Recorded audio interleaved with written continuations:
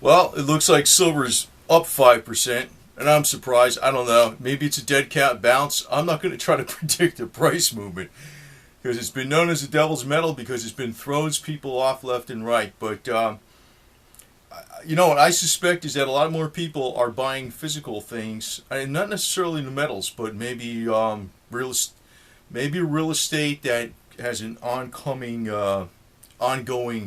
potential to produce revenue, in a long stream, like it's commercial rental properties or something. I think people are doing that type of stuff that are in the smart money and getting the hell out of the electronic markets, not completely, but, as a part of what they have. Now, I'm not in that kind of position, of course, but I'm just saying that's more than likely what's going on because it looks like there's an exit going on everywhere.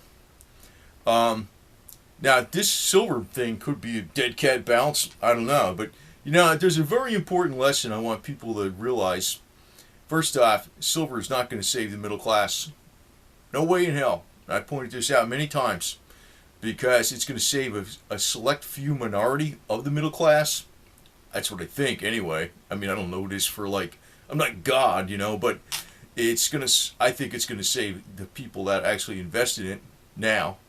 But, or whenever. Even if you bought it at 40, you're not going to be bad off in the long run. Not at all. Not at all.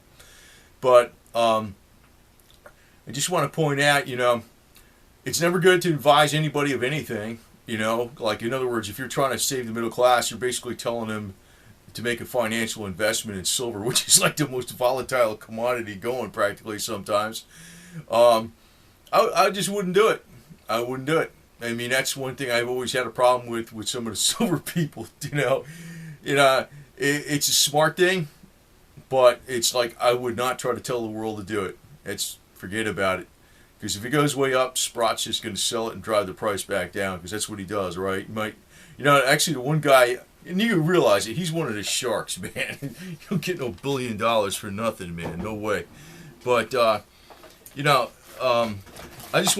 have another warning out there is because when people, if say silver goes up to $100 someday, whatever, a couple years from now, a few years from now, say it does. Some people are looking at me like it's never going to, but I don't know. I mean, I don't know this for a damn fact, like it's written in stone someplace, but say it does. The people right now that are like snickering at you like you're a jerk, they're going to freaking, if silver goes up that high, we're probably going to have some major problems in food and energy prices. The economy's going to get really bad. And if you have silver, they're going to kill you for an ounce of it, man. You know what I mean? So, it's like, don't try to save the middle class, man. Don't try to save the middle class. It's like if the middle class can figure it out on their own, man. It's like you just, you tell them, maybe you tell them a couple little things about the basic principles, but, people don't want to do it, screw it. It's like I could tell the world about vitamins, but I don't get worried about people who don't take them, and if maybe their doctor tells them vitamins aren't that good for you. It depends on what medical professional is. I can't say they're all bad or anything like that. But some people don't believe in any of that at all. I think it's a waste of money. But but if you told people like, yeah, cheapest way to good health, that's the best bang for the buck, is to get natural whole food vitamins, and you can try to save the middle class's health or something, and through that way. And then they get sick anyway. I mean, what the hell good is that? I mean, you're going to get all pissed off at you, you know what I mean? So, don't try to save the middle class. That's what I say. I've always said that, man. I'm in it for me, man. That's all I'm in it for. But, the thing is, say it went up to $400 an ounce, right? And you have all this money, and you're like, you still got to be chill. You still got to be chill. Because I'm going to say this, because if actually you do win the lottery on silver, it's almost like anybody who wins the lottery in principle, keep a cool head, because all your friends are your worst enemies. And your in-laws. They're worse than outlaws. So that's, it's like on the one side you think things are bad sometimes because people go, it's going to be worse when it goes up, man. And I don't know if this bounce is going to be the deal or not. I somehow doubt it, man. I don't think it's going to bounce up really is until Bernanke makes some kind of hints at something, and I think silver and gold and all that kind of garbage is going to probably go up more a little later in the summer when we have the budget start coming up and there's more hints of QE and all this kind of garbage, because the budgets are going to like reflect uncertainty in the government and the future, how they can handle the debt and how they're going to fund everything. And so everybody's going to be getting a little more scared of the dollar then. So that's when you can see things creep up. And as you know, silver can go like I said, I've been saying this all along about the war in the Middle East. Man, I have no idea when that crap's going to happen. I mean, the tensions in the Middle East and between the United States and Iran have been going on since the Shah was ousted, in the 70s. And it could have happened, if we had a different president, like if somebody else was president, McCain or something, or whatever the hell it was that ran last time, the first time in 2008, we probably would have been at war with Iran. And the whole scenario would be different. So, outside events like that, you really can't predict. Nobody can predict them. I'm going to tell you, even the people that are in CIA and NSA and have all the intelligence of the world, they still can't even predict when a war is going to happen a lot of times. The best of the best. That can change the picture with commodities, gold and oil and silver. Major. I know people said, the war doesn't. Middle East tensions. If you have a Middle East war where some oil lines get blown up in a major area and a ship gets sunk in a Gulf, and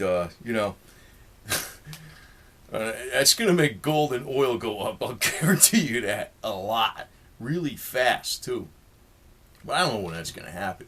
So this whole deal can throw you a major curveball. You don't really know. But don't try to save the middle class. Silver's up 5% as the second. It could be down 5% tomorrow. I don't know. But,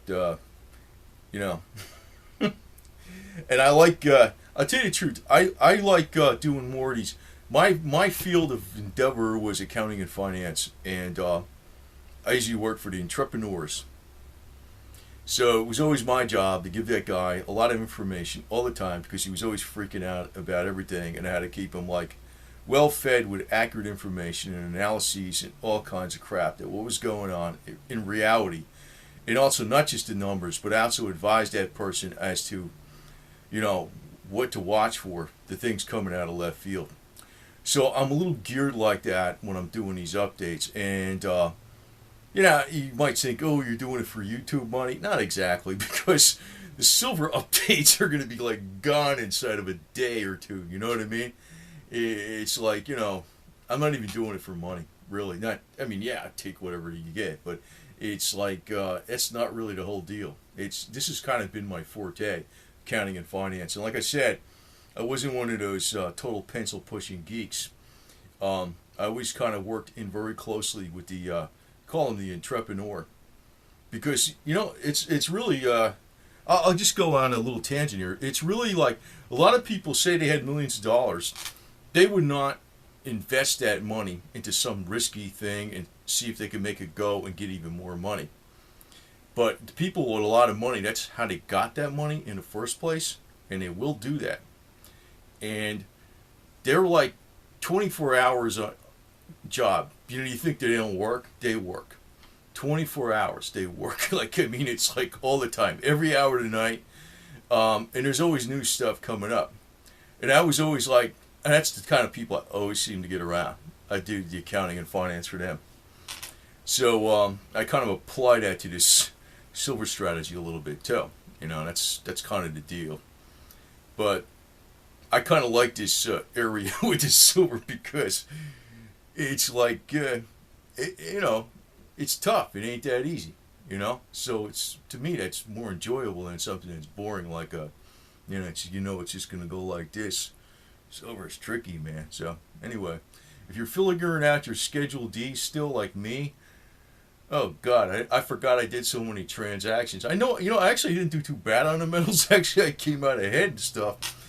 But damn, man, it ain't even worth doing all that paperwork, man. I just hope these coins go up a whole pile of whatever they go up into, and I don't even care if I exchange them for money. I'll take whatever the hell I want for it instead. Skip all the paperwork. You know what I mean?